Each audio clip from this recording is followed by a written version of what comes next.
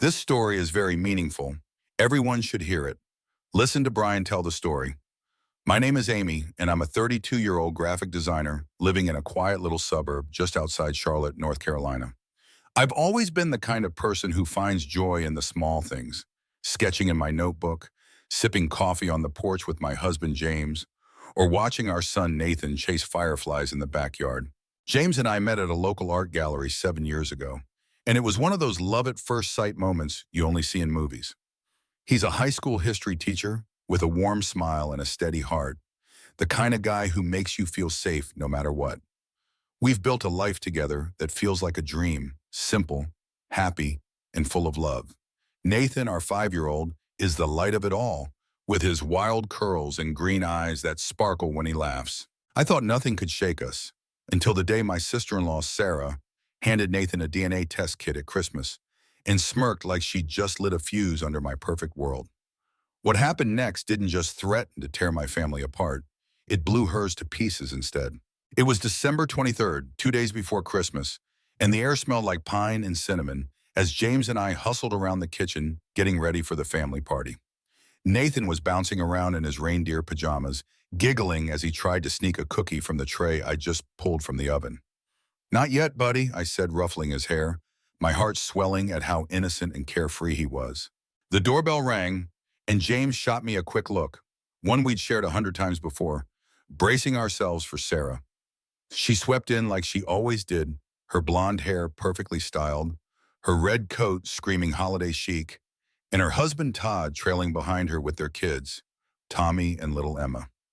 Tommy's 14 now, lanky and quiet, with a mop of brown hair and a shy smile. Emma's 7, a whirlwind of energy with pigtails and a gap-toothed grin.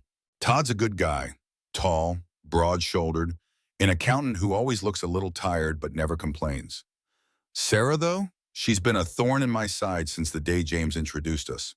"Amy, love the sweater," she said as she brushed past me, her voice dripping with that fake sweetness I'd learned to dread. "Did you pick it out of the laundry basket just for us?" I forced a smile, tugging at the hem of my green knit top, which, yeah, I'd grabbed in a rush, but it didn't deserve that jab. James caught my eye and mouthed, "Ignore her." But it's hard to ignore Sarah when she's got her claws out. We'd never gotten along, not since her wedding 6 years ago when she accused me of trying to upstage her by wearing a cream dress. Never mind that she'd picked it out for all the bridesmaids. That day, she'd thrown a fit in the middle of the reception, tears streaming down her face, screaming that I'd ruined her moment. I'd stood there mortified as guests whispered and James tried to calm her down. Ever since, it's been a steady drip of sarcasm and petty digs, like she's keeping score in a game I never signed up for. The party was loud and chaotic, the way family gatherings always are. Todd was chatting with my dad about football, Emma was chasing Nathan around the living room with a jingle bell, and Tommy was slumped on the couch scrolling through his phone. I was slicing ham in the kitchen when Sarah sauntered over, a gift bag dangling from her manicured fingers. "For Nathan," she said, her lips curling into a smile that didn't reach her eyes. Thought he'd get a kick out of it. I peeked inside and saw a DNA test kit, one of those trendy ancestry things everyone's been raving about. My stomach did a little flip, not because I didn't trust James, but because Sarah's smugness set off every alarm bell in my head. "He's into science," I said cautiously, trying to keep my voice light. "Thanks, Sarah." She just nodded, her eyes glinting like she knew something I didn't, and walked off to refill her wine glass. Later that night, after the guests had trickled out and Nathan was asleep with his new toy train clutched in his hands, James pulled me aside in the hallway. His face was tight, his brown eyes clouded with worry. "Sarah said something weird tonight," he whispered, glancing toward the stairs like he was afraid Nathan might hear. "She kept going on about getting answers and how the truth always comes out. What the hell's she playing at, Amy?" My heart sank, a cold shiver snaking down my spine. I didn't have to think too hard to connect the dots. Nathan's green eyes, recessive, sure, but different from our brown ones, had been Sarah's favorite little jab for years. "He doesn't even look like James," she'd say with a laugh, passing it off as a joke while I gritted my teeth. Now with that DNA kit in her hands, it wasn't a joke anymore. It was a weapon. She's trying to mess with us, I said, my voice trembling with anger. She thinks she can plant doubt, make you question me, question Nathan. James's jaw tightened, and he pulled me into a hug, his arms strong and steady around me. I don't doubt you, he said fiercely. Not for a second. She's not going to win this. I buried my face in his chest, breathing in the familiar scent of his cologne, and for a moment I felt safe again. But deep down, I was furious. Furious that she'd used my son, my sweet little piece, to dig at me. We decided right then we'd let Nathan do the test, not because we needed proof, but because we knew the truth, and we weren't about to let Sarah's poison shake us. The next few days were a blur of holiday chaos, wrapping paper everywhere, Nathan's excited chatter about Santa, and the lingering tension between me and James as we waited for the right moment to open that damn kit. Nathan was thrilled when we finally sat him down with it, his little hands fumbling with the swab as he grinned up at us. Am I going to find out if I'm a Viking? He asked, his green eyes wide with wonder. I laughed, brushing a curl off his forehead, my heart aching with love for him. Maybe, buddy, I said, forcing a smile. Let's find out where you come from. James helped him seal the envelope, and we mailed it off, both of us pretending it was just a fun little project. But every time I caught Sarah's smug face in my mind, my stomach twisted. Meanwhile, something else was brewing at Sarah's house. Tommy, who'd been watching Nathan with the kit, begged his mom for one too. Come on, Mom, it's cool, he said, his voice cracking with that awkward teenage earnestness. Sarah rolled her eyes but gave in, probably thinking it'd keep him quiet. Todd thought it'd be a fun family thing, so they ordered one for Tommy and even got Emma in on it, turning it into a goofy bonding moment. I only heard about it later from my mom, who'd stopped by their place with leftovers. They're all excited over there, she said, oblivious to the storm brewing. Sarah's acting like it's no big deal. I nodded, but my gut told me this was going to blow up in ways none of us expected. Weeks dragged by, and I tried to push it out of my mind. James and I kept busy. Work, Nathan's kindergarten prep, planning a little winter getaway. But every time the mail came, my heart raced, half expecting that envelope with the results. When it finally arrived, I was in the kitchen, sketching a logo for a client, Nathan coloring at the table beside me. James walked in holding it, his face calm, but his hands trembling just enough for me to notice. You ready? He asked, sitting across from me. I nodded, my throat dry, and we opened it together. The words stared back at us in black and white. James was Nathan's father, 99.9% probability. Relief washed over me like a tidal wave, and I laughed, tears spilling down my cheeks as I grabbed James's hand. Told you, he said, grinning, pulling me into a kiss. Nathan looked up, confused but happy. What's so funny? He asked, and I just hugged him tight, whispering, you're ours, that's all. We thought that was the end of it. Proof in hand, Sarah's little scheme dead in the water. But then Todd called, his voice shaking so bad I could barely understand him. Amy, it's a mess over here, he said, and I could hear Emma crying in the background. Tommy's test came back. I'm not his dad, and Emma's too. She's not mine either. My jaw dropped, the phone nearly slipping from my hand. What? I managed, my mind racing. Todd's words tumbled out. How Sarah had sworn it was a mistake. How he'd demanded a second test for Emma. How it confirmed the worst. She cheated, Amy, he said, his voice breaking. Years ago. Both kids. I don't even know who I am anymore. I sank into a chair, my heart pounding, a sick mix of shock and vindication swirling inside me. Sarah's plan to ruin me had backfired spectacularly, and now her whole world was crumbling. That night, James and I sat on the couch, a glass of wine in my hand I barely touched. I can't believe it, I said, staring at the flickering TV we hadn't bothered to turn up. She thought she'd expose me, and instead she's the one exposed. James shook his head, his face hard. She's been lying to Todd all this time. Tommy's 14, Amy, Emma's 7. How do you hide that? I didn't have an answer, just a growing ache for Tommy and Emma, caught in the wreckage of their mom's secrets. I thought of Sarah's smug grin at Christmas, and it hit me. The irony was almost too perfect. She'd handed out DNA kits like grenades, expecting mine to blow up in my face, but hers had detonated instead. The fallout was fast and brutal. Todd moved out the next day, crashing at his brother's place across town. Sarah called me 2 days later, her voice hoarse and frantic. "Amy, you have to help me," she said, and I could hear the tears choking her words. "Todd's filing for divorce. He wants the kids. I'm losing everything." I stood there in my living room, phone pressed to my ear, stunned into silence. After all she'd done, the jabs, the accusations, that damn DNA kit, she had the nerve to ask me for help? "Sarah, you did this," I said, my voice cold. "You wanted to play games with my family, and now look where it got you." She sobbed harder, begging me to talk to convince him to back off. "Please, Amy, for Tommy and Emma," she said, and that stopped me cold. Not because I felt sorry for her, but because those kids didn't deserve this. I hung up, my hands shaking, and turned to James, who'd been listening from the doorway.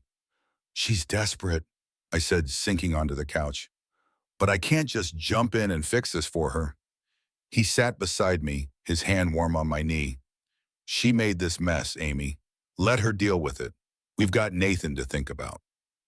I nodded, but my mind wouldn't let go of Tommy's face. The way he'd always looked up to Tana, the way he and Nathan were like brothers. The next day, I saw Tommy at a family brunch my mom insisted on hosting, trying to keep things normal. He was quieter than usual, his eyes red-rimmed, picking at his food while Nathan chattered beside him. "Why's Tommy sad?" Nathan asked me later, and I fumbled for an answer, my chest tightening. "He's just tired, sweetie," I lied, hating how helpless I felt. Sarah didn't let up. She called again, then again, leaving voicemails that went from pleading to accusing. "You're loving this, aren't you?" She spat in one, her voice sharp with venom. "You've always been jealous of me, Amy, and now you're watching me fall apart." I deleted it, my anger flaring, but a tiny part of me wavered. Not for her, for the kids. Todd reached out to James a week later, asking to meet for coffee. When James came home, his face was drawn, his shoulders slumped. "Todd's a wreck," he said, pouring himself a glass of water. He tracked down the guy Sarah cheated with, some coworker named Mark from years back. Confronted him. "It got ugly, Amy. Cops got involved." My eyes widened. "What happened?" I asked, dread pooling in my gut. "Todd's out on bail," James said. "Assault charges. He's falling apart and Sarah's spinning it like he's the bad guy." The legal mess escalated fast. Todd filed for full custody, citing Sarah's lies and the fight as evidence she wasn't fit. Sarah fought back, painting Todd as unstable, calling me nonstop to beg for support one minute and curse me out the next. "You're turning James against me," she screamed in one call, and I hung up, my head pounding. But through it all, my heart kept going back to Tommy and Emma. At a school event a few weeks later, I saw Tommy sitting alone on the bleachers, his usual spark gone. Nathan ran over, tugging at his arm. "Come play, Tommy," he said. But Tommy just shook his head, his eyes distant. I walked over, sitting beside him, my throat tight. "You okay, bud?" I asked softly. He shrugged, not meeting my gaze. "Dad's not my dad," he mumbled, and my heart broke right there.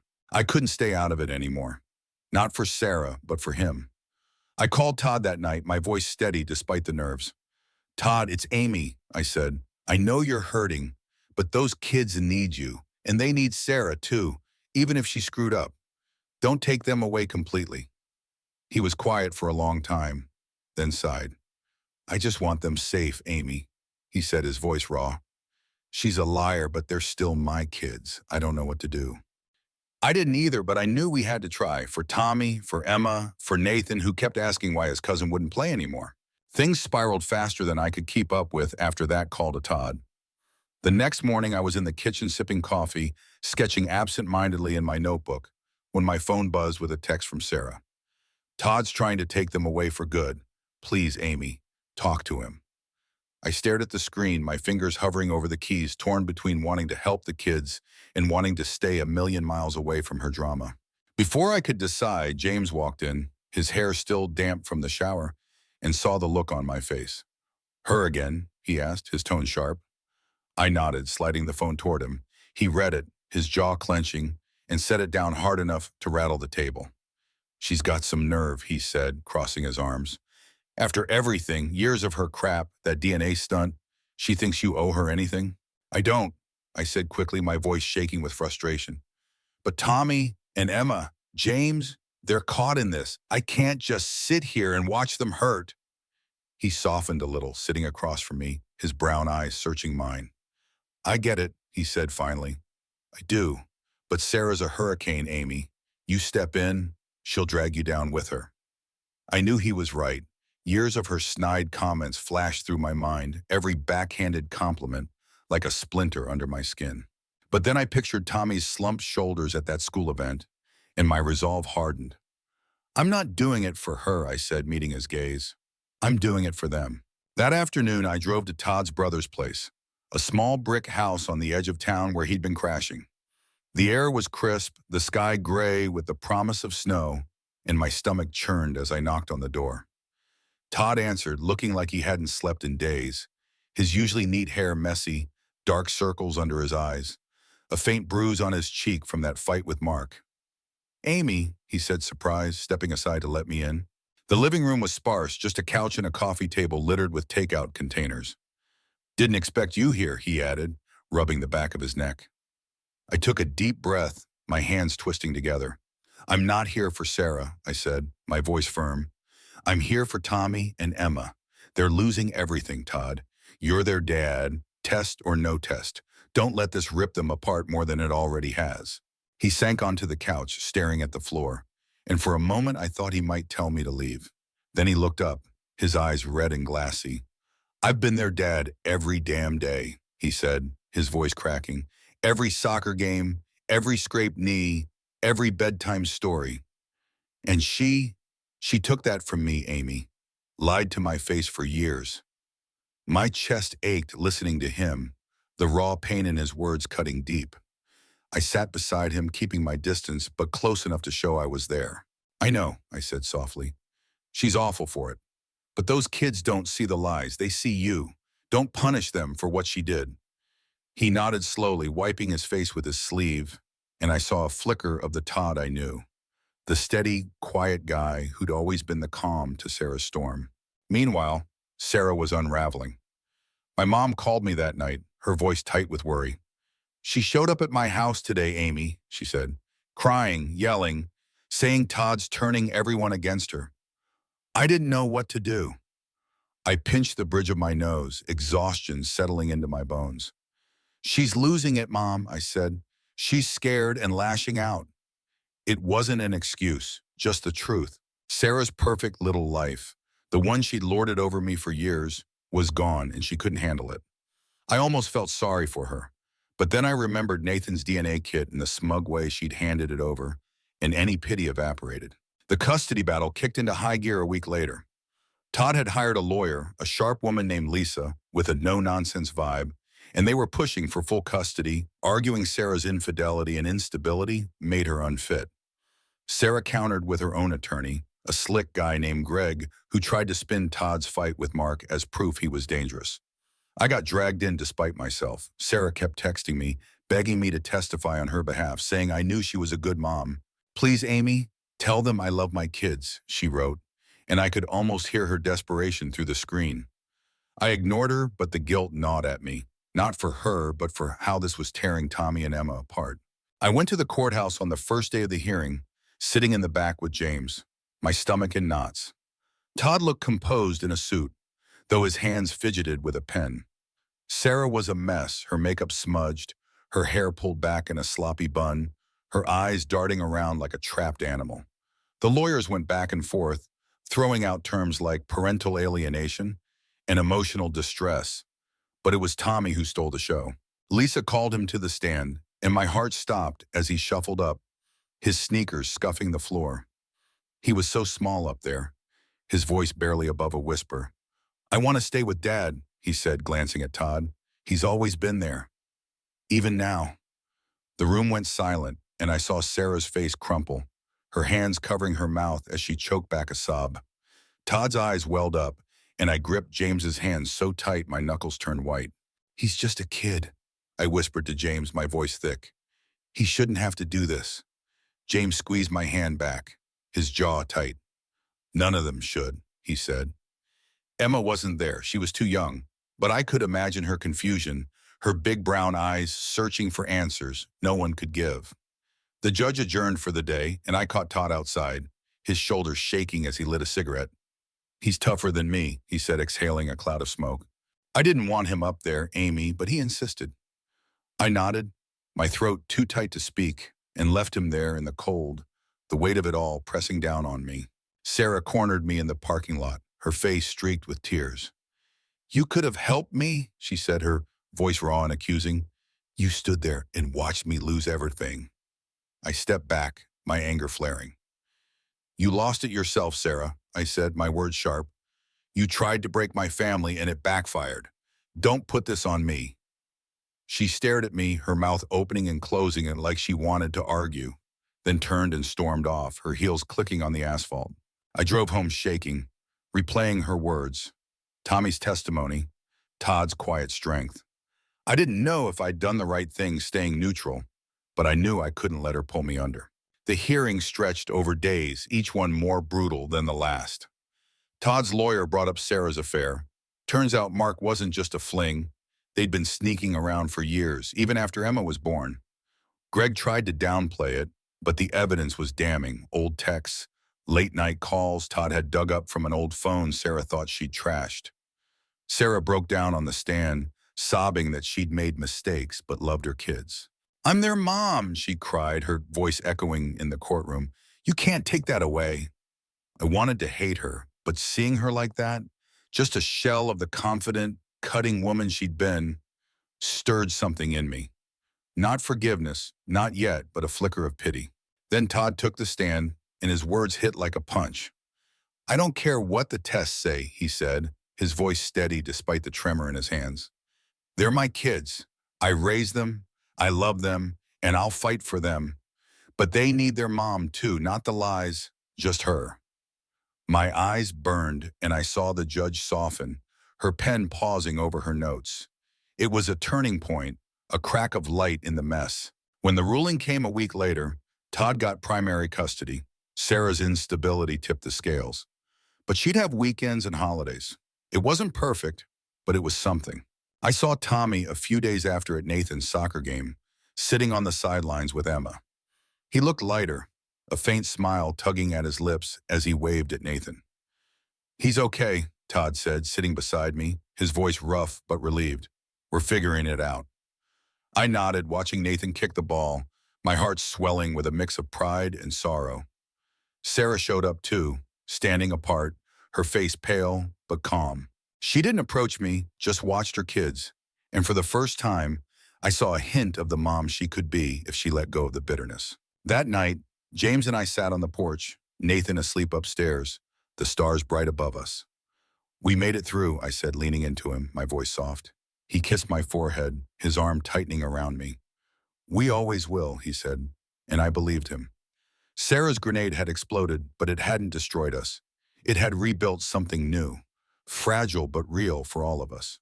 So here's where I'm at now, feeling the cool night air on my skin, knowing we're okay, not perfect, but okay. And I want to hear from you, whoever's reading this. What do you think? Could you forgive Sarah after all that? Would you have stepped in like I did, or stayed out of it like James wanted?